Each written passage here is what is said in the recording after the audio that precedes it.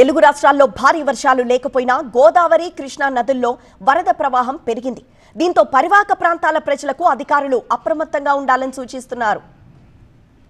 ఎగువన కురుస్తున్న వర్షాలకు తుంగభద్రతో కలిసి శ్రీశైలం వైపు కృష్ణమ్మ పరుగులు తీస్తోంది. తుంగభద్ర ప్రాజెక్టుకి వరద నీరు పోటెత్తడంతో 13 గేట్లను ఎత్తివేశారు. హోటల్ మేనేజ్మెంట్లో గ్లోబల్ కెరియర్ ప్లాన్ చేస్తున్నారా?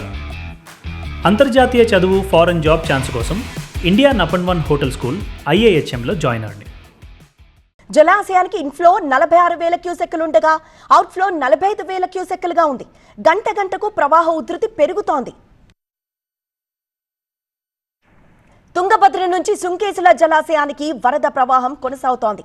డ్యాంలోని 13 గేట్లను 1 మీటర్ మేర ఎత్తి 51,042 క్యూసెక్కుల నీటిని దిగువనున్న శ్రీశైలం జలాశయానికి విడుదల చేస్తున్నట్లు జేఈ మహేంద్ర తెలిపారు. ఇన్ఫ్లో 55,000 క్యూసెక్కులుగా ఉంది. శ్రీశైలం జలాశయానికి వరద ప్రవాహం కొనసాగుతోంది. జూరాల నుంచి 1,23,000 క్యూసెక్కుల నీరు వస్తోంది. సుంకేసుల నుంచి 49,000 క్యూసెక్కుల ఇన్ఫ్లోతో కలిపి మొత్తం 1,72,000 క్యూసెక్కులుగా ఉంది.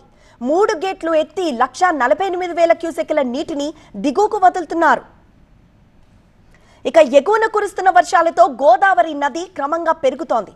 భద్రాచలం వద్ద గోదావరి నీటి మట్టం 25 అడుగులకు చేరింది. ఎగువన ఇంద్రావతి, ప్రాణహిత నదులలో లక్షల క్యూసెక్కుల నీరు చేరడంతో భద్రాచలం దగ్గర నీటి మట్టం పెరిగే అవకాశం ఉంది. భక్తులు లోతుకు వెళ్లకుండా ఒడ్డునే స్నానాలు చేయాలని హెచ్చరిక బోర్డులు ఏర్పాటు చేశారు.